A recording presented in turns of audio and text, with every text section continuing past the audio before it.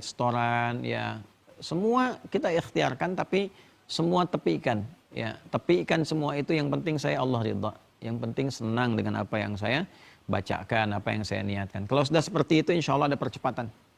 Ya betapa kalau kita dampingi penghafal Quran karantina di At-Taisir itu, ya teman-teman nanti satu kali mungkin insya Allah kalau Allah kehendaki kita bikin rame-rame ya, menghafalnya bareng-bareng gitu supaya lebih semangat. Itu saat pendampingan itu luar biasa. Ada yang tadinya belum kebuka, terus begitu keikhlasannya dapat, dia bisa mendapatkan percepatan hafalan dengan luar biasa. Ada yang hitungan hari itu 17 hari, 24 hari. Ada yang sabar usia di atas 70, ya 30 nggak dapat, 60 nggak dapat, 90, Masya Allah sampai 1000 hari. Konsisten aja, ya. Karena memahami bahwa menghafal Quran itu nggak ada batas waktu. Nggak ada batas waktu. Jadi begitu mendapatkan itu, alhamdulillah karunia hadir. Walaupun usia ya dipandang oleh orang-orang ini sudah melewati batas ideal. Ya ingat, Al-Quran itu semua usia ideal. Nggak ada yang nggak ideal. Semua usia ideal, semua keadaan ideal. Semua sama. Karena standar pertama keikhlasan. Ada orang pintar belum tentu bisa hafal. Ya kan? Ada orang kelihatan sehat, fisiknya belum tentu bisa hafal.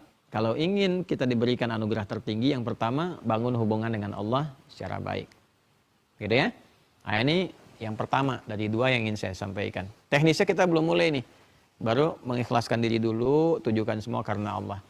Nah hasilnya apa? Perbedaan orang ikhlas dengan yang orang masih berlatih untuk mendapatkan keikhlasan itu. Atau bahkan orang tidak ikhlas. Ya, kalau menghafalnya tidak ikhlas, walaupun dia hafal nih, bisa banyak hafalannya, tapi tidak ikhlas, maka hasil yang didapatkan itu akan bermasalah. Nanti ada 3 golongan.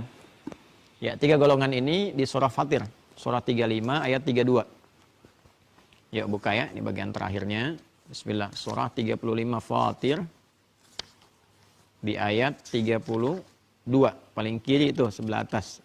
Halaman 438. Ya, bismillahirrahmanirrahim. Thumma awrafna al-kitaba alladhina istafayna min ibadina faminhum zalimun li nafsihi. Thumma awrafna al-kitaba alladhina istafayna wa minhum sabiqun bil khairati biiznillah. Ya, dzalikal huwal fadlul kabir. Ya, kemudian dengan keagunganku kuwariskan Al-Qur'an itu kepada orang-orang yang telah dipilih. Ya, jadi orang-orang yang menghafal itu orang-orang terpilih sebetulnya. Cuma sayang ketika dikehendaki untuk bisa menghafal Quran, itu kan bisa jadi karena motivasi orang tuanya pernah berdoa, gitu kan? Kakeknya berdoa, terus sistem memaksa dia menghafal sehingga masuk ke dalam sistem itu. Itu anugerah pertama. Cuma sayang karena ada motivasi keikhlasan yang berbeda-beda, ya kan? Nah, ini min ibadina, dari hamba-hamba terpilih, cuma faminhum zalimul li nafsi, ada orang yang menghafalnya salah. Ya, keikhlasannya berubah, menghafal Quran itu motivasinya bukan lillah sepenuhnya. Ya, sehingga perilakunya menjadi zalim, menyimpang. Ya, zalim itu menempatkan sesuatu bukan pada tempatnya. Saya sering berikan analogi, gelas untuk menampung air minum, gayung menampung air mandi. Tapi ada orang minum pakai gayung, mandi pakai gelas. Nah, ini ya, hafalan Quran yang standar itu merubah perilaku menjadi baik. Baik, dan bisa menggunakan ayat sesuai dengan tempatnya. Ketika hafal al-ikhlas, dia menuhankan Allah dan menepikan yang lain. Kita menghormati keyakinan orang lain, tapi tidak masuk ke dalam ranahnya. Ya, pegang tauhidnya. Karena saya sudah yakin Allah itu Tuhan saya menafikan yang lain. Ya, dan meyakini Allah sebagai Tuhan. Kita menghormati keyakinan yang lain. Kan lakum dinukum waliyadin itu penghormatan. La ikraha fidin itu penghormatan. Tapi saya meyakini yang Tuhan hanya Allah. Ya, orang lain silahkan dengan keyakinannya, bagi saya yang Tuhan Allah. Nah, itu kan sangat objektif. Toleransi yang paling tinggi dalam akidah kan begitu. Ya, kalau kita meyakini Tuhan kita Allah, tapi juga berpura-pura untuk penghormatan meyakini yang lain, tapi dalam hati kita yang Tuhan tetap Allah, itu munafik namanya. Ya, makanya yang paling ideal itu apa? Meyakini apa yang kita yakini, menghormati pilihan orang. Ya, orang punya keyakinan yang lain ya kita hormati, tapi bagi saya yang Tuhan Allah. Yang diyakini orang itu ya bukan Tuhan sesungguhnya menurut keyakinan saya, tapi dia yakin, saya hormati keyakinan dia. Itu kan yang paling indah. Itulah lakum dinukum waliyadin. Nah, dan itu dijamin oleh undang-undang kita juga. Udah luar biasa di Indonesia ini. Ya makanya nggak usah berpikir mau rubah-rubah macam-macam. Pancasila dasar negara, undang-undang dengan turunan dari 1945 itu paku terbaik untuk negara kita. Ya di pasal 29 untuk ayat satunya kan untuk paku negara tuh. Negara berdasar atas ketuhanan yang Maha Esa. Nah, pasal 29 ayat 2-nya menjamin keyakinan kita. Ya, negara menjamin kemerdekaan tiap-tiap penduduk untuk memeluk agamanya masing-masing dan beribadah menurut agama dan kepercayaannya itu. Jadi keyakinan kita dijamin oleh negara. Ya, nah ini ada santi-santi juga mulai terlibat aktif ya dalam aktivitas. Nah, jadi yang ingin saya sampaikan teman-teman sekalian, yang pertama, ya keyakinan kita dijamin oleh negara. Jadi nggak usah khawatir kalau orang Islam punya keyakinan, ya yakini dengan keyakinannya.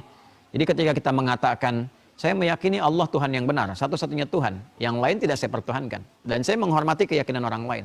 Nah itu dijamin undang-undang. Awas jangan salah nih, para pejabat juga jangan langsung menilai, oh ini ekstrim, ini tidak toleran. Ah ini Anda yang nggak paham undang-undang loh. Hati-hati gitu ya. Undang-undang kita menjamin seperti itu. Dan menghormati keyakinan orang lain. Nah bentuk penghormatan itu tidak harus mencampur adukan. Ya, jadi yang muslim silahkan beribadah di masjidnya, digunakan tempat yang baik ya. Kemudian yakini dengan keyakinan yang paripurna. Yang non muslim dengan keyakinannya masing-masing silahkan. Saling menghormati, nggak usah saling mengganggu. Lakum dinukum waliyadin. Jadi jangan dipaksa harus mengakui semua agama sama, menuju pada Tuhan yang sama. Itu nggak jelas. Itu melanggar undang-undang. Ya undang-undang sudah dilanggar, terus dipaksa kepada sesuatu yang memang tidak ada. Negara kita sudah mengatur kok. Ya itu paham yang tidak jelas, paham yang nggak jelas, paham-paham nggak jelas itu harusnya undang-undang menjaga itu. Jangan sampai tumbuh di Indonesia yang kita cintai. Toleransi itu sudah toleran kok. Kenapa dipaksa pada satu ajaran yang sesungguhnya tidak toleran? Kita itu sudah hidup toleran dari dulu. Antara muslim dengan non-muslim nggak ada masalah. Ya, muslim dengan Kristen bertetangga. Saya punya tetangga yang Kristen, yang Hindu. Kami rukun-rukun saja, nggak ada masalah. Saling menghormati. Kenapa harus dipaksa mengakui semua Tuhannya sama? Itu kan ajaran baru tuh. Ya ajaran baru, keyakinan baru, terus dipaksain. Ya harusnya Kementerian Agama jadi garda terdepan tuh. Menteri Agamanya langsung tampil. Ini nggak boleh ada keyakinan seperti ini. Ya yang ada itu saling menghormati. Dan nggak usah aneh-aneh. Ya kita itu sudah moderat, sudah toleran, sudah baik-baik semuanya. Jadi cukup praktekkan keyakinan masing-masing, praktekkan amanat undang-undang, jelas. So, paham-paham seperti itu malah memecah belah pada akhirnya. Nah saya kalau masalah akidah saya tegas. Tapi ketegasan itu didasarkan kepada apa? Sumber hukum yang jelas. Jadi di agamanya jelas, undang-undang kenegaraannya jelas. Ya kita kan belajar juga gitu ya.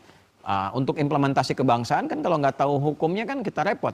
Ya ahli hukum silahkan belajar tentang hukum supaya paham dengan profesinya. Tapi setiap warga negara juga tidak dilarang untuk mempelajari supaya paham cara bernegara yang baik bagaimana. Nah itu poinnya. Ya, jadi kita menghafal baik-baik, mempraktekkan baik-baik supaya kita mengerti. Itu poin utamanya. Jadi kembali ke sini teman-teman sekalian, jangan sampai zalim. Ya, hafal Quran itu kalau zalim berarti nggak menempat hafalannya. Banyak zalim itu. Ya, misal hafal ayat tentang saling menghormati, jangan merendahkan, mencela, jangan bikin hoax, ghibah, berdusta. Masih ada yang dusta. Nah, ini berarti hafalan Qurannya kurang ikhlas. Itu aja gambarannya. Gitu ya. Nah, itu nanti turunannya banyak sekali. Hafal ayat lagi apalagi misalnya larangan korupsi, larangan mencuri, tapi korupsi juga, mencuri juga. Nah itu berarti menghafal Qurannya nggak ikhlas tuh. Ada tujuan-tujuan duniawi tertentu. Nah sama ustadz-ustadz juga tuh, ya kiai-kiai hati-hati tuh. Kalau jualan ayat, jualan macam-macam, padahal tiap hari ngaji, masalah tuh. Nah, jualan proposal misalnya kan macam-macam tuh. Nah, kurang ngaji berarti tuh. Ya, ahli kitab berubah jadi ahli proposal tuh. Awas ya, saya ingatkan nih ulama-ulama nih pagi ini saya semangat ya. Ulama-ulama, kiai-kiai nih, ustadz-ustadz coba pakuin negara kita dengan benar. Bersatu, jangan terpecah belah loh. Kiainya pecah repot. Ustadznya saling ribut ya repot. Ngajinya ngaji apa itu? Ya, ustadznya saling menghormati, kiainya saling mendoakan, terus jaga jamaahnya supaya tercerahkan, bersatu. Negerinya kita jaga. Kan negeri ini negeri berketuhanan. Ya, ketuhanan yang Maha Esa, berdasarkan nilai ketuhanan kita jaga dengan sifat-sifat itu supaya aman, tentram, beragama yang baik, dan dasar-dasar kebangsaan kita didasari dengan nilai keagamaan yang benar, bukan menyimpang dari agama. Wah ini untuk bisa minta ngatur hujan aja kok malah menggunakan sesuatu yang bertentangan dengan agama, kan salah fatal itu. Negara kita ketuhanan kok, kiai banyak, kenapa nggak sowan ke kiai? Minta para ulama, doa yang benar. Tuntunan ada, dari doa minta hujan sampai doa menahan hujan, sampai ngalihkan hujan tuh ada. Ya, jadi nggak perlu bawa yang macam-macam gitu ya, dan sebagainya. Nah ini kan negara ketuhanan. Jadi kalau kemudian dipraktikkan tidak dengan konteks begitu, melanggar undang-undang juga. Ya, negara berdasar atas ketuhanan yang Maha Esa. Turunan ketuhanan itu nilai-nilai agama. Artinya kalau ada praktek dalam kehidupan, etiknya itu menggunakan standar agama.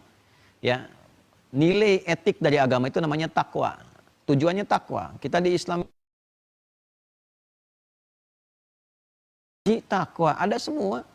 Ya, kalau mau dicek silakan dari Al-Baqarah aja sudah ada takwa. Dzalikal kitabul la raiba fihi hudal lil muttaqin. Siapa muttaqin itu? Dari mulai iman dan salat. Alladzina yu'minuna bil ghaibi wa yuqimunas shalah. Salat untuk meningkatkan takwa. Kita puasa ujungnya takwa. La'allakum tattaqun. Ya ayyuhalladzina amanu kutiba alaikumus syiyam kama kutiba alal ladzina min qablikum la'allakum tattaqun. Ini yang umrah, yang haji, bekalnya apa? Takwa. Wa tazawwadu fa inna khairaz zadid taqwa. Ya, kemarin baru kurban itu ujungnya apa? Takwa. La yanalallaha luhumuha wala dima'uha walakin yanaluhu taqwa minkum. Nah, itu saripati dari ajaran agama itu sifat takwanya. Puncak tertingginya tuh, ajaran etik tertingginya itu namanya takwa. Takwa membentuk karakter moral. Ya, dari moral nanti ada etos, dari etos menuntun logos, dari logos keluar patos. Nah, itu secara filsafatnya. Jadi kalau orang ingin pantas, patos dalam mengemban apapun, mesti ada ilmu, logos. Ilmunya dibimbing oleh etik. Makanya etik di atas ilmu. Ya, etik itu di atas undang-undang, itu etik yang paling pertama. Nah, yang dibentuk dari etik itu dari sifat takwa. Karena itu di kerangka undang-undang kita, itu dipakunya dengan takwa. Coba di pendidikan. Undang-Undang nomor 20 tahun 2003 itu. Ya, dari pasal menimbang, sering saya ungkapkan ini. Di pasal menimbang itu kan ada 5 tuh, A, B, C, D, E. Ya, di B-nya itu jelas. Undang-Undang Dasar 1945 mengamanatkan pemerintah, mengusahakan, menyelenggarakan satu sistem pendidikan nasional yang meningkatkan keimanan dan ketakwaan pada Tuhan Yang Maha Esa. Serta akhlak mulia. Takwa dipaku di situ. Ya, mau jadi abdi negara, kan sering saya katakan. Yang tribrata polisi yang pertamanya itu kan takwa. Ya, kami polisi Negara Kesatuan Republik Indonesia yang bertakwa kepada Tuhan Yang Maha Esa. Lihat di Undang-Undang Kepolisian, kan ada 45 pasal tuh. Ya, 45 pasal itu, teman-teman sekalian. Itu nomor 2 tahun 2002. Untuk penerimaan menjadi seorang anggota Polri itu syaratnya juga ada syarat takwa di dalamnya. Iman dan takwa itu. Ya, ke tentara ada Sabta Marga, kan 7 Sabta Marga itu. Ya, Sabta Marga 7 marga di situ kan. Marga, ketentuan-ketentuan, komitmennya. Ya, dari yang kami warga negara Indonesia yang bersendikan Pancasila. Kemudian yang kedua patriot. Yang ketiga itu kan Ksatria. Ya. Ya, lihat kan silakan dicek, kami Ksatria ya Indonesia yang bertakwa kepada Tuhan Yang Maha Esa, membela kebenaran, kejujuran dan keadilan. Takwa. Dibawa kemana lagi? Hakim. Nih hakim-hakim nih. Hati-hati nih hakim. Teman-teman hakim kan ada Pancadharma kan 5 etik tuh dari Ksatria sampai Tirta. Nomor 1 kan Ksatria. Ksatria itu siapa? Takwa. Silakan cek di Pancadharmanya hakim. Nah, jadi sesungguhnya negara kita, negara beragama, maksudnya apa? Berlandaskan pada nilai keagamaan dalam menjalankan kehidupan berbangsa bernegara. Bukan negara agama, tapi bukan juga negara liberal, bukan sekuler. Negara kita bukan sekuler, bukan negara agama, tapi melandaskan kehidupan berbangsa bernegara pada nilai-nilai agama. Jadi lebar kita ngajinya tuh. Nah, maksud saya apa? Maksud saya kalau kita menghafal Quran dengan benar pun, nah maka praktekkan dalam kehidupan kita. Dan jangan takut mempraktekkan itu. Kenapa takut? Dijamin undang-undang. Tapi praktekannya dengan benar. Nah, jadi kalau ada orang Islam belajar Qurannya baik, nggak mungkin zalim. Nggak mungkin menyimpang. Kata-katanya kasar. Lo ngajar kok kasar, gitu kan? Nah, atau mohon maaf, kelihatannya halus tapi dalamnya kasar. Kok belajar dalil hanya untuk menyerang orang, bikin konten untuk nyakitin orang. Apa itu? Ya, lalu mengatakan ini Quran yang mana? Ya, ini sunnah yang mana? Ada standar ini dan standar ini ada sanadnya. Nah, yang belajar seperti itu pasti putus sanadnya itu. Kalau sudah putus dhaif. Kalau dhaif itu nanti kualitasnya di 3M itu yang paling berbahaya. Ya, kalau mungkar, mautruk atau maudhu'. Mungkar diingkari, matruk ditinggalkan, maudhu' palsu. Nah, itu kan masalah. Nah, jadi kalau ngajinya benar, Quran yang kita baca itu, maka apa yang terjadi? Ada golongan yang zalim karena kurang ikhlas. Kedua, muktasid, ikhlasnya baru pendek, hanya untuk pribadinya.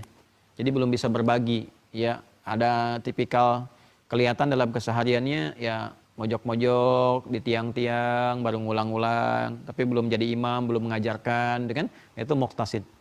Nah, yang sejati, kita bagian akhir, wa minhum sabiqum bil khairati biidznillah.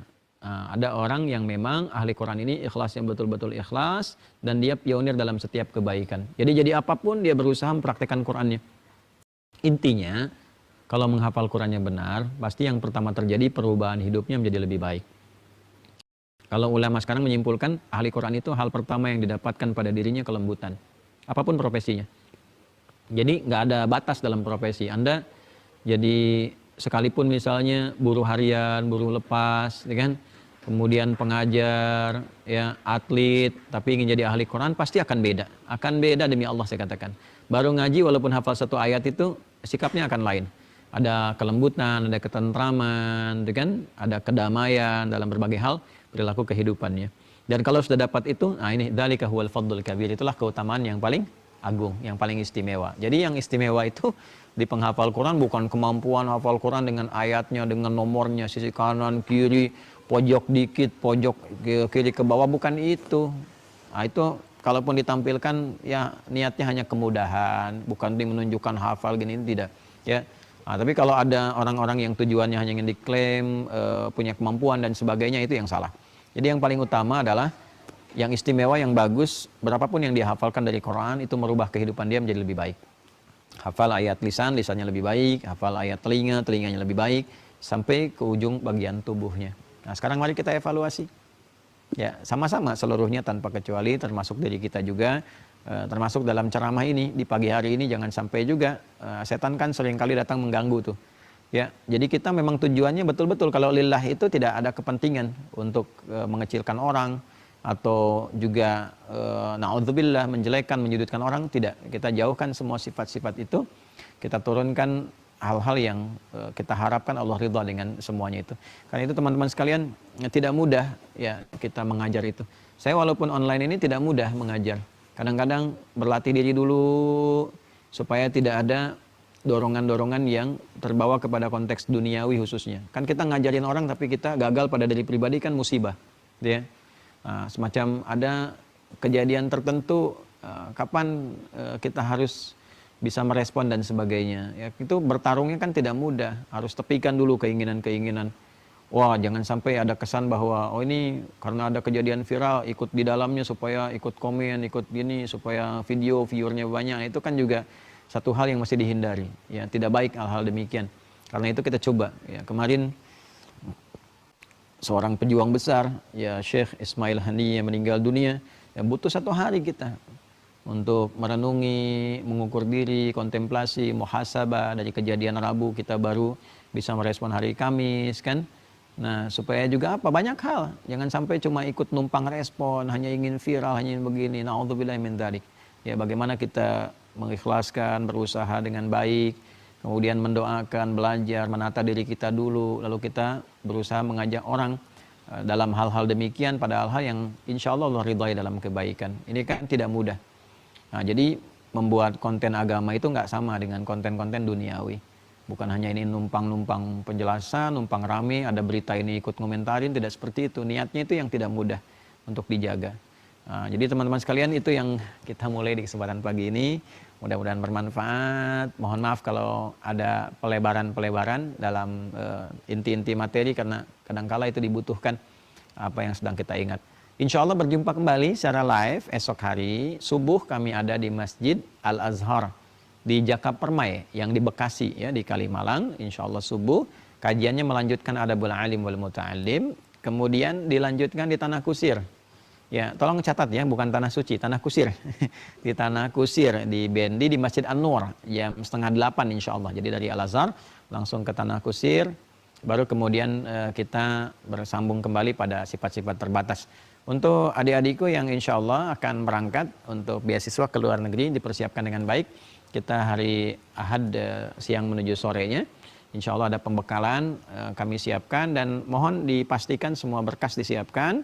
Yang kedua, seluruhnya gratis ya, karena insya Allah tiket sudah ditanggung, biaya-biaya yang lain ditanggung, uang saku juga kami siapkan.